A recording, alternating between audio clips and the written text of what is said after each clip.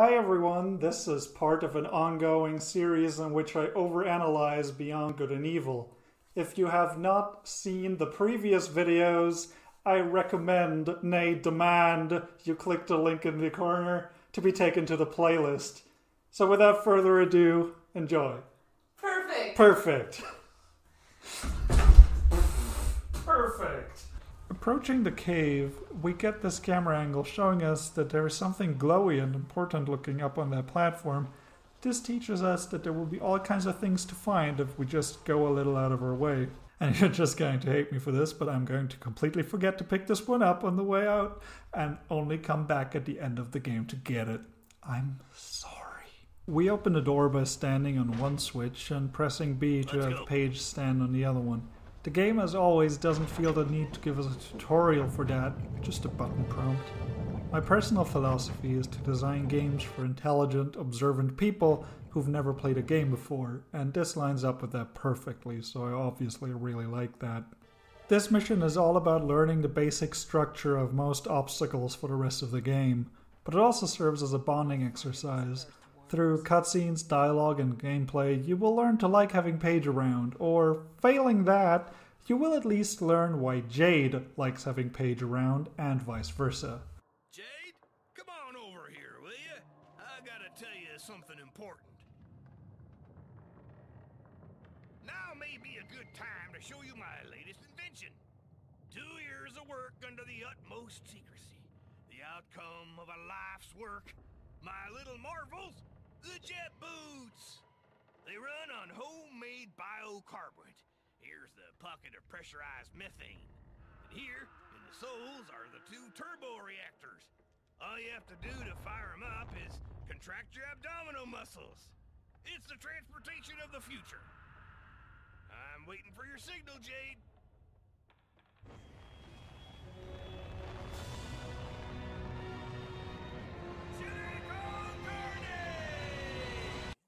We actually learned from Beyond Good and Evil 2 trailer that Paige used to be a cook, so this being his battle cry might be in reference to that.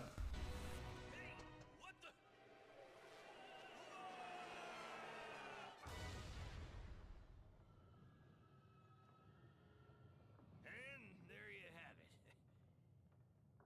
Cool. If you want another demonstration... This introduces the first type of obstacle, helping your partner progress so they can help you progress. Many of the game's puzzles revolve around you and your buddy leapfrogging off of one another's abilities. This ensures that having a second character around never feels like an escort mission, but more like a joint effort. The way you obtain maps of different places is by taking a picture of a physical map and then having them scanalized, which is just silly sci-fi magic. I like that this one in particular is an evacuation map, which is a good excuse to have multiples of the same map posted in different parts of the mines. After taking some pictures of the wildlife, we used the ground pound to launch weird exploding sack plants into the air, allowing us to slow-mo aim and send them flying. There are big stacks of explosives lying around, and who wouldn't want to blow them up? Aside from opening up a path forward, we can also blow up another couple of boxes to get some consumable goodies. Remember how I talked about the Helium Bank maybe being possibly run by the Alpha sections and or DOMs? This is why.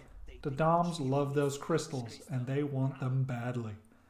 An easy way to get what you want is to offer people money in exchange for it. And while 5 units is not a lot, these crystals seem useless to the average person, so why wouldn't they send them straight to the bank? This is part of my massive conspiracy theory that will make sense somewhere in the middle of this video, I promise. Our progress is halted by a grate that we have no way of getting through, not without a tool. So we knock over a bridge with a box of explosives and get ambushed by a Crowjax. I like that while Paige is currently unarmed, he still goes and punches the thing to free Jade. He also volunteers to hold it in place for us to take a picture. What a bro. We climb up into the secondary shaft, which really sounds like a euphemism for something that I don't quite want to put my finger on, and are introduced to a new enemy type.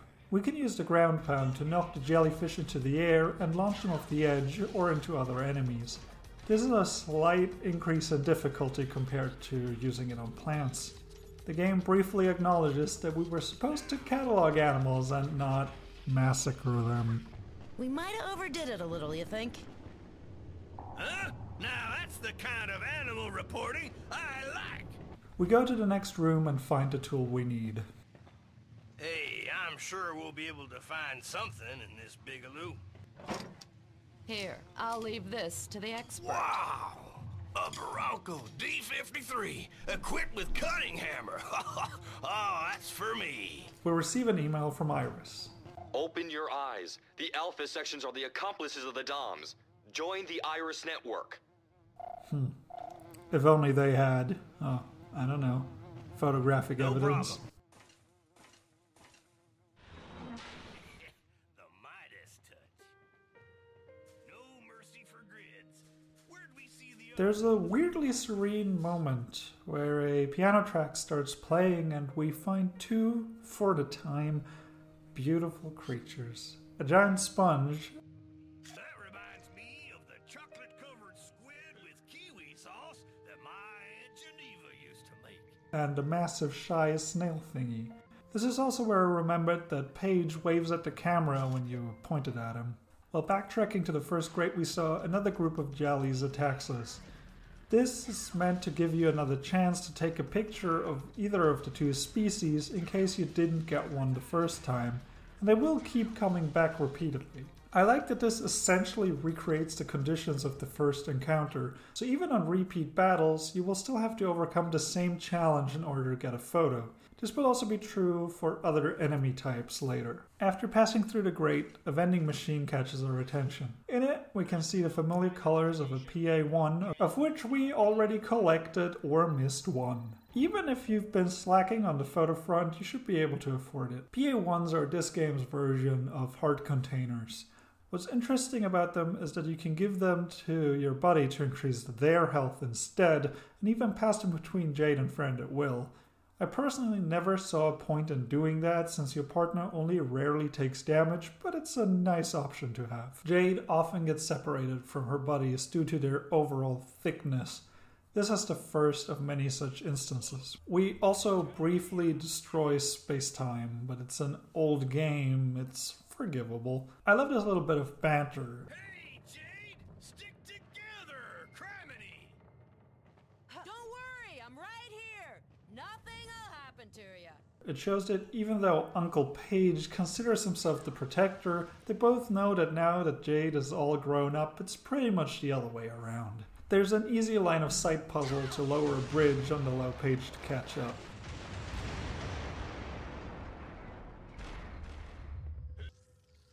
We endanger some wildlife, hit Page on the head, and learn a new curse word. Not me, flag nabbit. Thanks, Jade. If it weren't for you, I think that... Don't mention it, you old fart. Let's get a move on. I got a feeling the best is to come. We spot another seesaw scale thingy and get ready to be launched. We realize that the blow to the head did more damage than we thought. Since Page can't perform under pressure, we backtrack through a loading zone and wait for him to catch up. This time, we actually get launched and open the door from the other side. Here I'm looking around for some environmental storytelling, but all the sheets of paper are blank. I'm sure that if it wasn't for the limitations of the time, the devs would have put something on these. It's a shame, but it's better than unrealistic audio logs or the like taking you out of the experience. We encounter a new enemy type.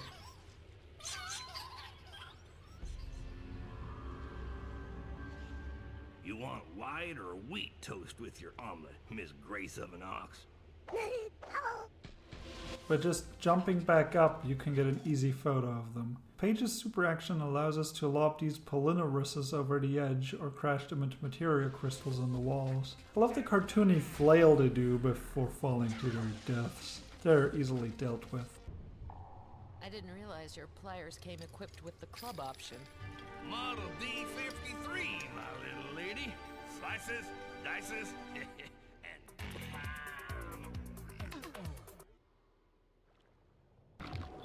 Well, looky here, a new friend. I have no idea what he's talking about. And with one last ground pound, we've made it to the end of the cavern. Let's just walk across this weird bridge and find the mysterious creatures to our right and take a picture. Splendid. I'll send it to Mr. de Castellac.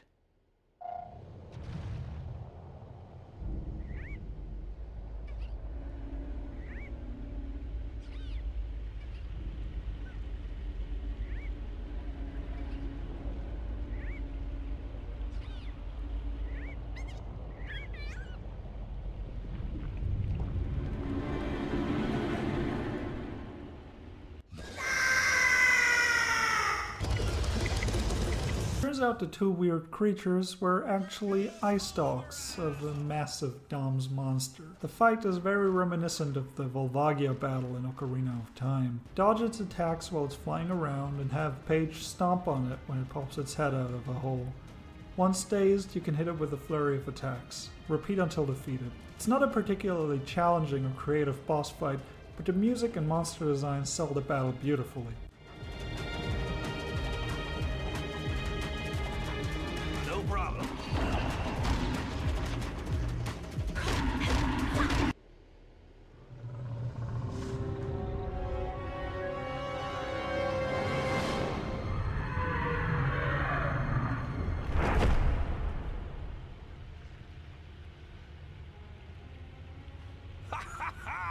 Not bad for a little girl and an old ham. We did it, Paige! Not bad for an old fart. We grab its Stevelite Pearl, and the guy with the fake mustache appears.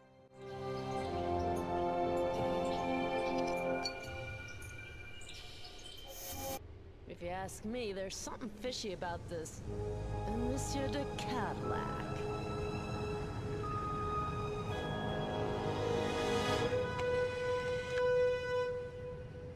Congratulations, Miss Jade. You have... Hold it. I got a bone to pick with your boss. Mr. de Castellac never really existed. I think I owe you some explanations, Miss Jade.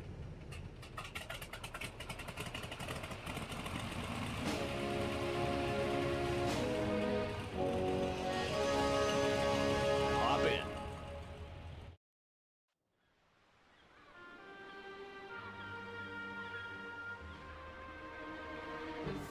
Miss Jade, you have brilliantly succeeded your situation test. Situation test? Yes. Please forgive this little charade. My name is Han. I'm a member of the Iris Network. The Iris Network? The rebel organization? Yes, the rebellion. Fighting against a threat that no one knows exists. If nothing is done, the entire population will be destroyed. With the help of the Alpha sections, we can push back the Doms. The Alpha sections are not exactly what you believe them to be. They capture 10 people for every one that they save. The Alpha sections have been defending us for years. They take care of the wounded, push back the Doms' attacks. That's exactly how they cloud your suspicions and gain your confidence. They suck the lifeblood out of our planet exactly as they've done to hundreds of others. The Hylian government didn't have the time to react. They were completely overtaken. But we can stop the Alpha sections. How exactly do you propose we do that? They are completely aware that an uprising of the population would spell catastrophe. Bring the proof of this conspiracy to the people, and victory will be ours. More than ever, Jade, the Iris Network needs people like you. Help us fight the good fight. If you decide to join us, rendezvous at the Akuda Bar. Ask for peepers. You're free to choose your side, Jade. Did you say peepers? Mm-hmm. At the Akuda Bar. Be sure to remember the password. Safe and sound in its shell, the precious pearl is the slave of the currents. Security measure? Discretion is the key. Oh, by the way, I almost forgot your reward. Hope to see you soon, Miss Jade! So, just what does Miss Jade think about all this hoop-nanny? If there's a way to stop this war, we can't let it pass us by. Jade continues to be gullible.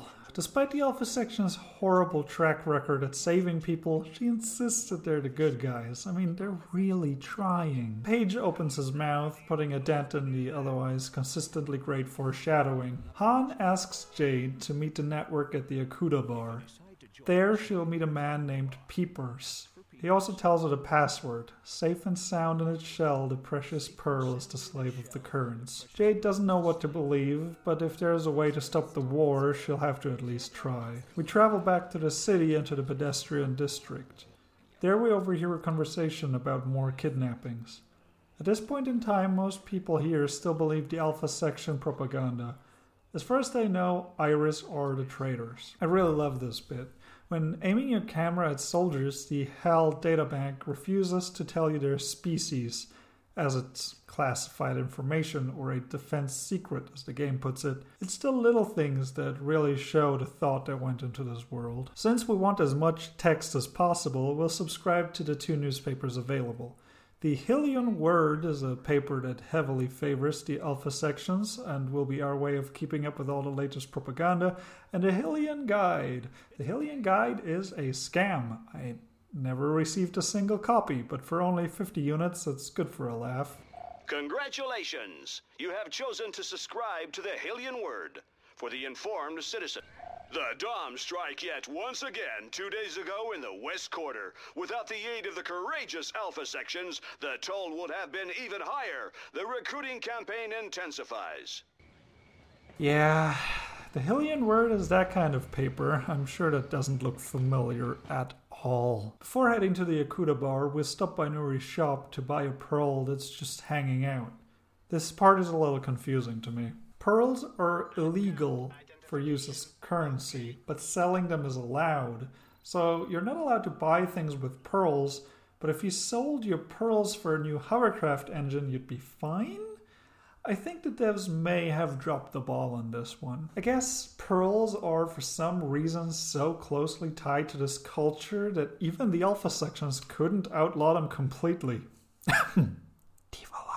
We accidentally buy a Starkos before inching our way over to another PA1. Mentioning the password to Nuri reveals that she supports the Iris network and put a pearl up for sale, hoping an Iris member would purchase it. It's fascinating to now know that pearls are such an important energy source. They could easily power an entire household and then some. People giving up the convenience of infinite free power in order to support Iris is a meaningful gesture. Starting to get a bit thirsty all of a sudden. Not you? So this is embarrassing, but it took me a solid 16 years to get it. Akuda bar. Bar Akuda. Given my affinity for animal-based puns, this is a truly shameful display. We enter the Akuda bar and crouch as we forget which button brings up the camera. Jade, casually greeting Mo, quickly establishes that she and Paige are regulars. Especially Paige. I can't accurately recreate what entering this place for the first time is like. I immediately go for the code on the table. I'm being sneaky by zooming in with my camera, but you can just run up to the table. Rufus the Doofus doesn't have the fastest reflexes, which for a hovercraft racer may not be the best trait. Codes in Beyond Good and Evil are randomized, so you'll have to find them every playthrough, but their letter number layout makes them easy to memorize. I would like to take a moment to listen to one of my favorite pieces of video game music, which, like many of my favorite songs, was composed by Christoph Aroy.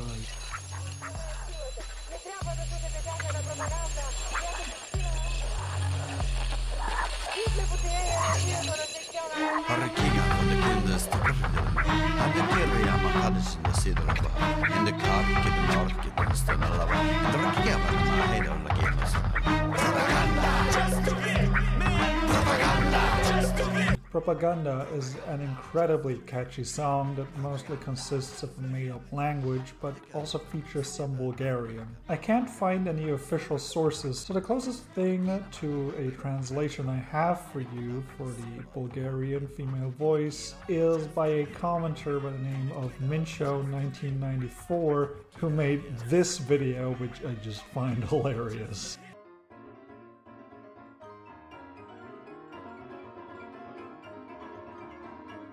According to them, the voice says, "Doms have the power. You must not listen to the propaganda which puts the people to sleep. We are subjected to the violence of the Alpha section."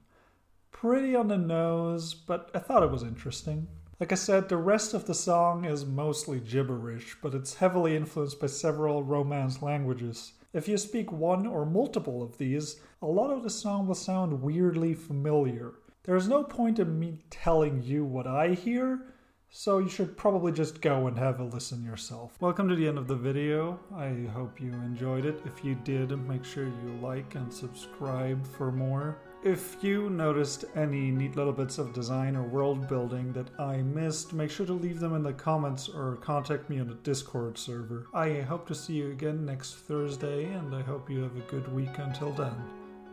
Goodbye.